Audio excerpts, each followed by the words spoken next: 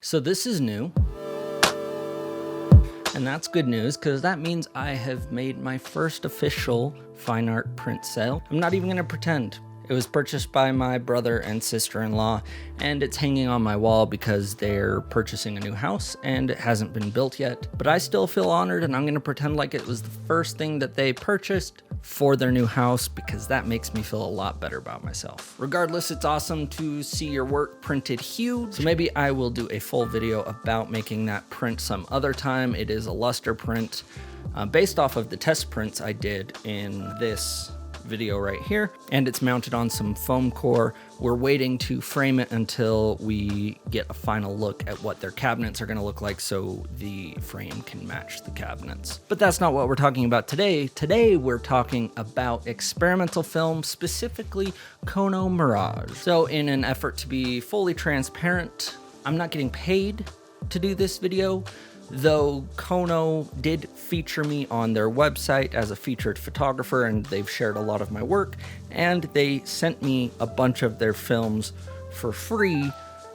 But I just thought that that would be a good opportunity to go through these experimental films that are probably less popular, less common, and give you guys my thoughts and do some tests with them. So if you ever come across these films, or if you're interested in experimental films, you can check them out and purchase these films and know a little bit more about them before jumping into them. So overall, just my quick thoughts on experimental film. I enjoy shooting it. I probably would never do a specific like fine art project or client project with them unless that's what we were going for. I enjoy experimental film for just casual, candid shooting where it really doesn't matter if the results turn out great or not because it's just for fun and it's kind of my outlet. That being said, I did do some tests on this film so that you can know what to expect and be able to sculpt it or change your settings appropriately to get a more consistent look out of it, because sometimes you never really know what you're going to get with experimental film. So I was up in Ogden this last weekend for work, and I took the opportunity to schedule a block of time after my work shoot to just go walk around the city and take some night photos and use this first film that I want to talk about, the KONO Mirage. And the first location that I ended up shooting at is this motel, and thought it had a really nice look, so I headed over there and took these first few pictures. And I actually just right up front want to say I loved a lot of these images. I'm very happy with them. So what you're going to find with the Mirage film, at least in this instance, is it's going to introduce a lot of green and yellow into your images, specifically like amplifying fluorescent lights. That's where I found the biggest shift in color. But one thing that I've learned with experimental film in general is that the lower the exposure, the more the effects of the film are going to come out. So the more you underexpose or lower the exposure in these photos, they're going to be more green. And if you're able to pump it up and overexpose, you're going to get some of the natural film stock out of it, which in this case I think is Kodak Gold. You'll see in this image right here, both of these images of the sign and the image of the car, that as it gets a little bit more light in there, the effects seem to go away. So after shooting a few photos there, I moved down the street a little bit to the Egyptian Theater, where I think the effects started to become more apparent, mainly, like I said, because I was lowering my exposure and I was trying to just expose for the lights, not necessarily the full scene. I didn't want to blow out the lights of the sign or anything. So in these, you can see a bit more green coming out. I'm a really big fan of this photo with the guy looking up at the sign. It just really works for me. This photo is underexposed, but as you can tell, the green really pops out. These were tungsten lights. So this whole area of the box office was, like I said, very tungsten, and it actually color balanced fairly nicely, adding a little bit of green and magenta into the tungsten, which kind of balanced it out.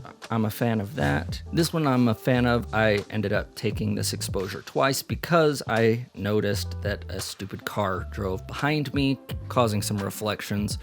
and I knew I was gonna hate that. So here is the other one where I waited for traffic to die down. And I didn't measure these lights at all, but I would guess they were around 4,000 Kelvin. And you can really see that green pop out. That's just, I'm gonna stop saying that because I've said it so many times and I'm gonna keep saying it. This film is green, and I kind of like that. I'm a fan of it. It gives it a pretty cinematic quality.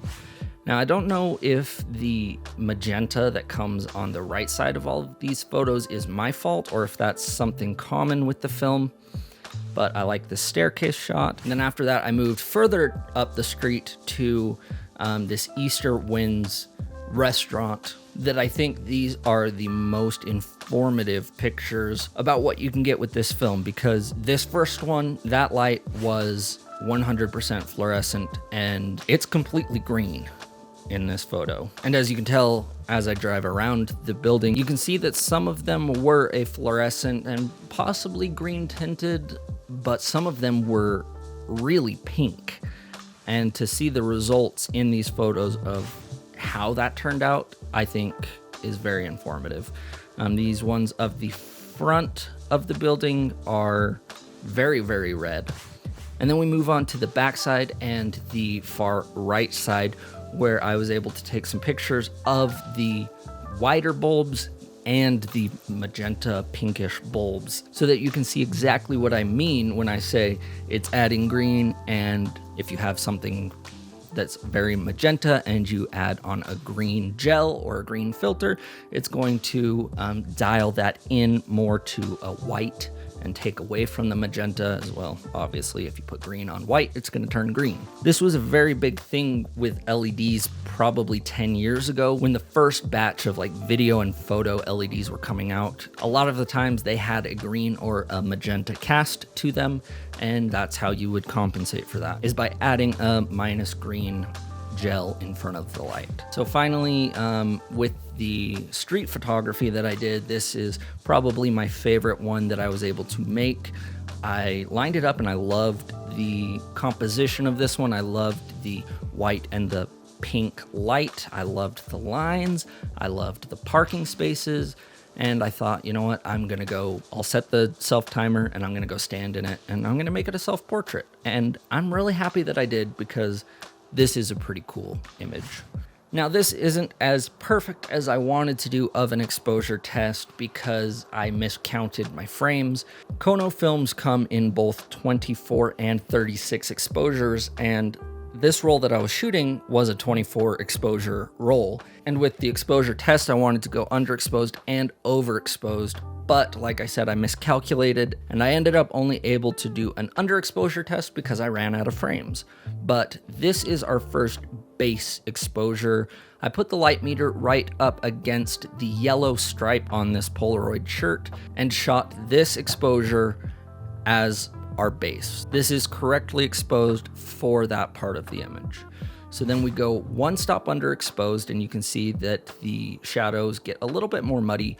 Overall, I'm pretty happy with the grain structure of this film. It's a 200 speed film, so it's not necessarily going to have a ton of grain. The amount that it does have really works for me for some reason. There's not much of a difference between one stop underexposed and our base, but as we go to two stops underexposed, you can see the matte of the picture frame is starting to gain a little bit of green. And as we go to our final shot of three stops underexposed, you can really see after two stops, you're not going to recover anything from your shadows, but as well, the highlight is really green. So for me, that's something really helpful to know, that as I go out and if I shoot more of this specific film, if I want to incorporate that greenness into my images, I'll probably shoot it exposed for the highlights and hopefully really capitalize on that green shift. If you'd like to try out the films, I will put it down in the description. I'm not going to get any kickback from that. That's just me sharing the information,